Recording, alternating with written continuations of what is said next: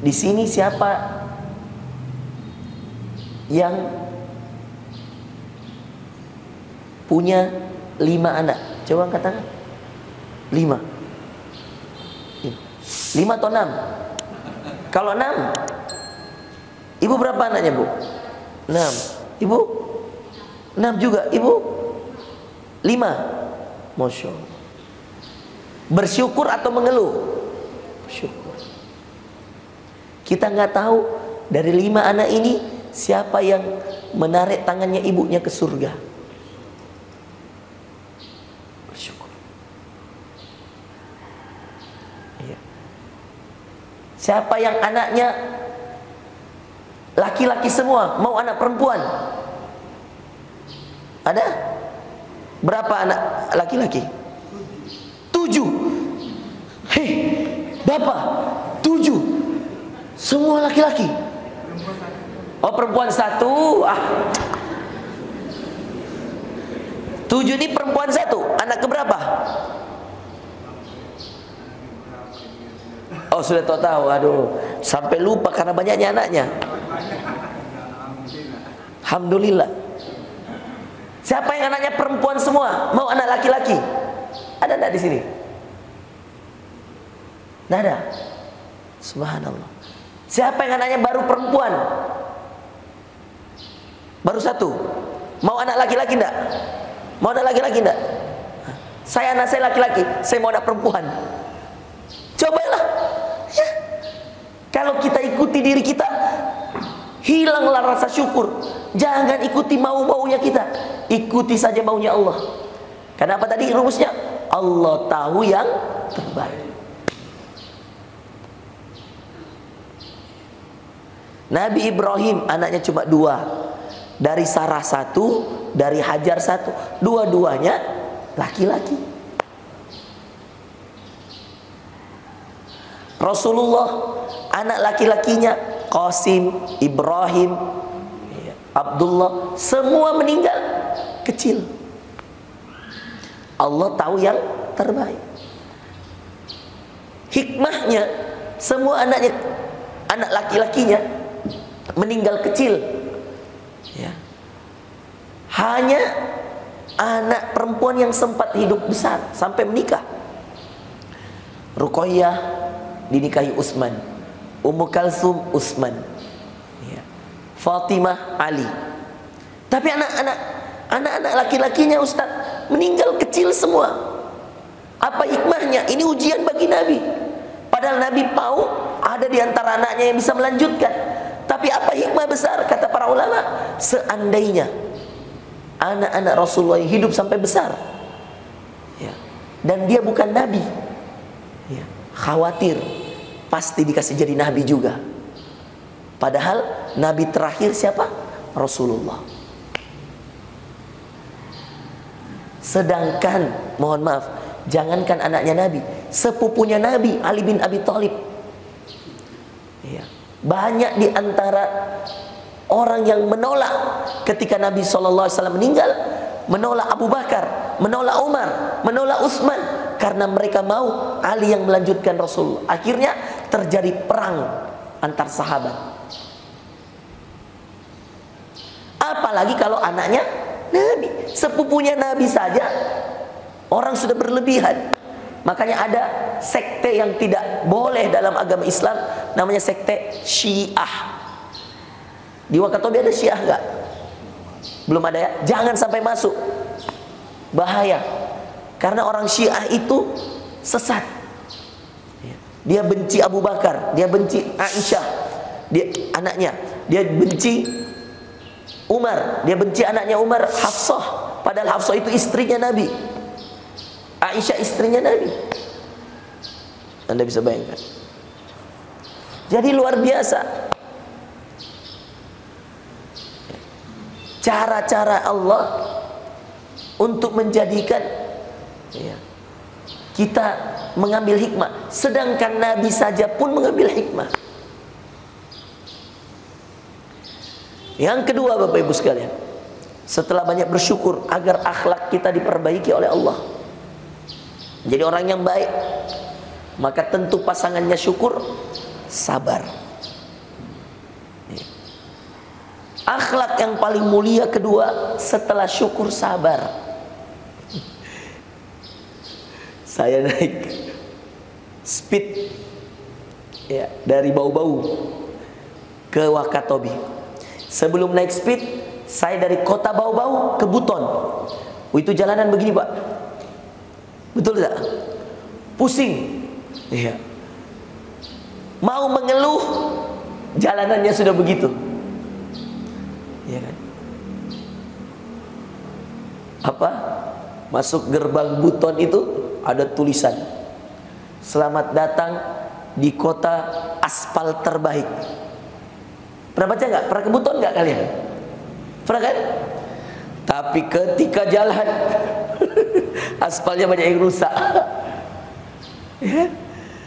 Bapak Ibu, jalanannya begini, naik turun, naik turun, naik turun. Mau mengeluh, ya, protes, tidak akan memperbaiki keadaan.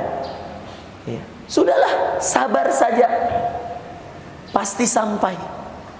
Kita naik speedboat karena mohon maaf, laut, ya, udara, cuaca, maka banyak kotoran-kotoran itu masuk di mesin speed. Akhirnya tengah jalan mati itu apa? Mesinnya. Ya, dan dia ada sekitar 10 menit diperbaiki karena kotoran masuk di mesin. Ombak itu begini, kencang sekali. Hur, hur. Ya Allah, kencang sekali, Pak. Udah di tengah laut ini, mau marah-marah, tidak menyelesaikan masalah.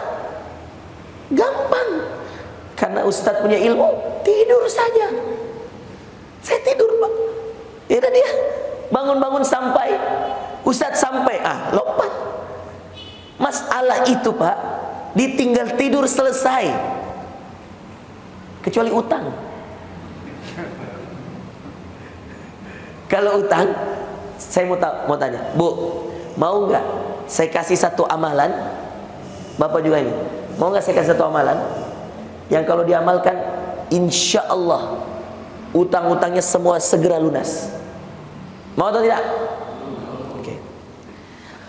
Dan satu doa juga dari Nabi SAW, yang kalau dia baca itu akan melunasi utang-utang. Ini hadisnya sahih. Ali bin Abi Thalib pernah ditanya oleh salah seorang, ya, yang kemudian bertanya padanya, wahai Ali, berikan kepada saya satu doa yang bisa melunasi utang-utang saya. Kata Ali bin Abi Thalib, saya mendengar Nabi SAW mengatakan, bacalah doa ini, walaupun utangmu sebesar gunung, maka pasti Allah selesaikan. Ya. Allahumma kfini bihalalika an haramik wa aghnini bifadlika amman siwaka. Ini doanya. Allahumma kfini, ya Allah cukupkan aku, bihalalika an haramik. Ini walaupun utang sebesar gunung akan selesai. Ya Allah cukupkan aku dengan yang halal dari yang haram. Wa aghnini, kayakan aku, bifadlika, dengan karuniamu, amman siwaka, dan kayakan aku agar aku tidak bergantung kepada makhlukmu. Itu doanya. Sekarang itu doanya, ya. Allahumma kfini, coba ikut saya. Allahumma kfini bihalalika an haramik wa aghnini bifadlika amman siwaka. Ya Allah cukupkan aku dengan yang halal dari yang haram, dan kayakan aku dengan karuniamu tanpa mengharap selainmu, tanpa perlu mengharap selainmu, ya Allah. Keren banget kan doanya? Sekarang mau tahu nggak apa amalan supaya Allah segerakan lunas utang-utang? Kalau tadi doanya, sekarang amalannya. Mau tahu? Nggak mau tahu, sudahlah. Mau tahu nggak? Bayar. Apa amalannya? Apa amalannya mau cepat lunas utang? Ikut cepat, bayar. Apa Ibu? Mau lunas utang. Kalau tadi doanya Allahumma kfini bihalalikan haram, kalau amalannya apa, Bu? Bayar. Apa amalannya? Bayar. Nggak ada amalan lain untuk lunas utang kecuali bayar. Punya uang bayar, cicil tidak apa-apa. Oke? Ya. Bapak Ibu sekalian yang dimuliakan Allah, alhamdulillah kita bersyukur kita diberi rasa sabar untuk setiap keadaan kita. Jadi kalau mau akhlak kita baik, akhlakul karimah kita baik, 3 itu. Ya, syukur, sabar. Sama ada satu lagi. Ya. Ini juga paling penting dan ini menutup ceramah kita hari ini. Apalagi Ustaz selain syukur, apalagi Ustaz selain sabar, ada hal yang ketiga yang luar biasa bisa memperbaiki akhlak kita. Ya. Sangat penting untuk merubah karakter kita. Ya. Sangat penting untuk menjadikan kita manusia yang taat, sehat, manfaat. Sehat, taat, manfaat. Ya. Rumus hidup itu yang saya pakai, sehat, taat, manfaat. Saya mau jadi orang yang sehat supaya beribadahnya nyaman. Makanya ada hadis, mukmin yang kuat lebih dicintai Allah dari mukmin yang lemah. Saya mau jadi orang taat, tidak hanya sehat, harus taat. Tidak hanya taat, harus manfaat. Sehat, taat, manfaat. Ya. Jadi Bapak Ibu sekalian, orang yang sehat tapi tidak taat, percuma dia sehat. Orang yang taat tapi dia tidak manfaat hanya untuk dirinya, percuma dia taat. Ya. Maka apa yang ketiga Ustadz yang bisa memperbaiki akhlak kita, ya, memperbaiki jiwa kita, karakter kita adalah doa kepada Allah. Orang mau baik akhlaknya, minta sama Allah. Orang mau selesai masalahnya, minta sama Allah. Ya. Makanya ada doa Nabi yang luar biasa untuk memperbaiki diri. Allahumma aslih dinana. Ya Allah, perbaiki dunia saya. Alladzi huwa ismatu amrina. Yang mana dunia saya itu tempat hidup saya. Allahumma aslih dina, ya Allah, perbaiki agama saya. Agama dulu. Perbaiki agama saya ya Allah. Agama saya itu akhlak saya. Yang mana huwa ismatu amrina. Dia adalah tiang dari kehidupan saya. Inti dari kehidupan saya, akhlak saya. Wa aslih dunyana, dan perbaiki dunia saya ya Allah, kata Nabi dalam doanya. Alladzi huwa ma'asyuna, yang mana dunia ini tempat hidup saya. Yang ketiga, wa aslih akhiratana, perbaiki akhirat saya. Allati hiya ma'aduna, yaitu tempat kembali saya. Nabi minta diperbaiki 3, akhlaknya, dunianya, akhiratnya. Apa yang paling pertama disebut?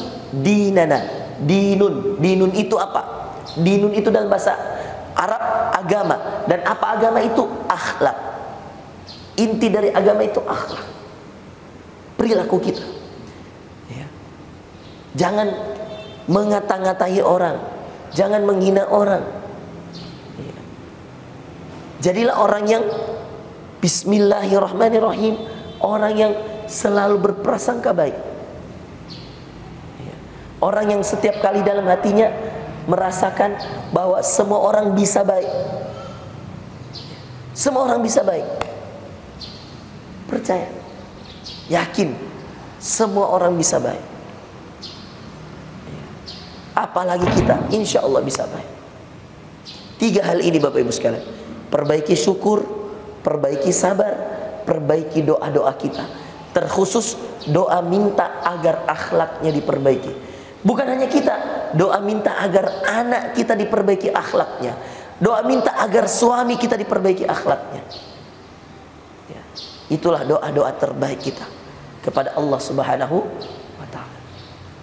Saya kira itu Bapak Ibu sekalian, mudah-mudahan bermanfaat. Ya. Saya bersyukur sekali kita dipertemukan hari ini. Saya mohon maaf atas kekhilafan, kesalahan dan seterusnya. Semoga Allah Subhanahu wa ta'ala memberikan pada kita taufik, ya, memberikan pada kita segala sesuatu yang terbaik untuk kita, baik untuk akhlak kita, dunia kita, dan akhirat kita. Demikian, subhanakallahumma bihamdika, asyhadu an la ilaha illa anta, astaghfiruka wa atubu ilaik. Wa akhiru da'wana alhamdulillahi rabbil alamin.